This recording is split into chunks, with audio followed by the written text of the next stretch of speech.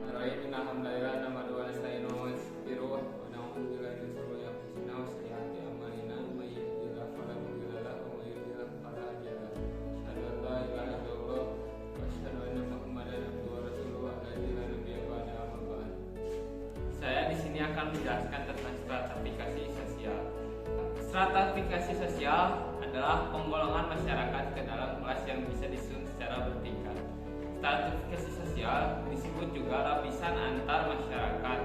Kata stratifikasi sosial berasal dari stratum yang berarti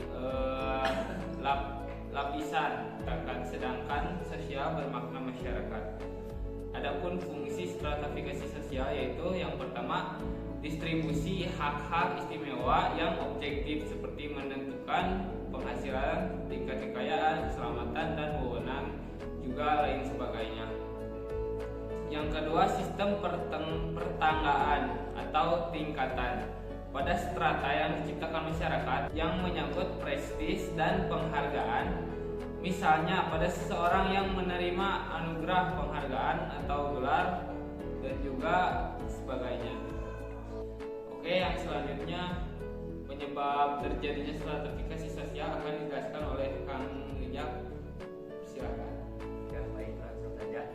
Penyebab terjadinya stratifikasi sosial, setiap masyarakat mempunyai suatu yang dihargai, bisa berupa kepandaian maupun kekayaan, kekuasaan atau profesi, keaslian, keanggotaan masyarakat, dan sebaiknya selama manusia kekuasaan membeda-bedakan penghargaan terhadap suatu yang dimiliki tersebut pasti akan menimbulkan lapisan-lapisan.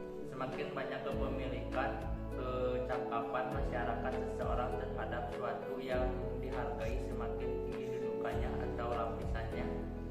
Sebaiknya bagi mereka yang hanya mempunyai sedikit atau bahkan tidak memiliki sama sekali, maka mereka mempunyai kedudukan dan lapisan yang rendah. Mungkin akan dilanjutkan oleh teman saya, Kang Rehan. Bismillahirrahmanirrahim.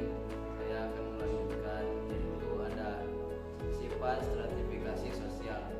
Menurut Sejorna Sukanto, dilihat dari sifat, lapisan sosial dibedakan menjadi 3. Yang pertama ada stratifikasi tertutup.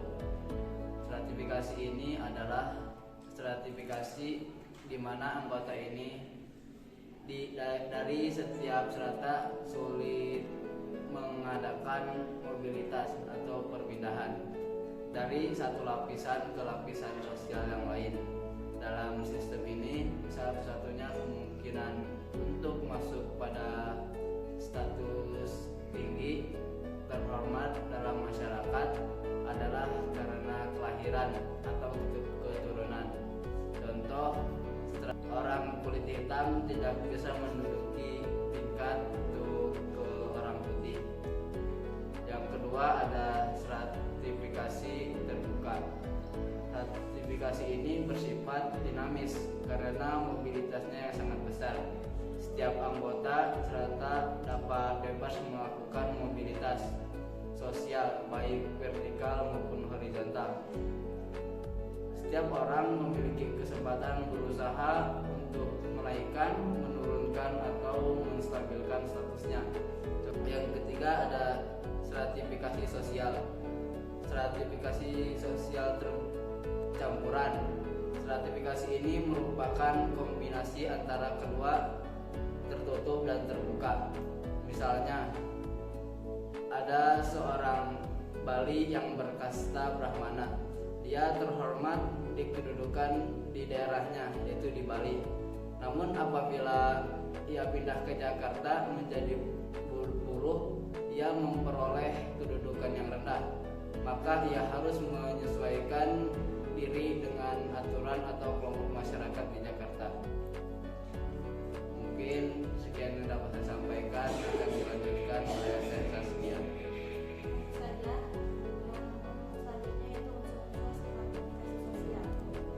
Stratifikasi sosial terdiri dari 2 unsur, yaitu kedudukan dan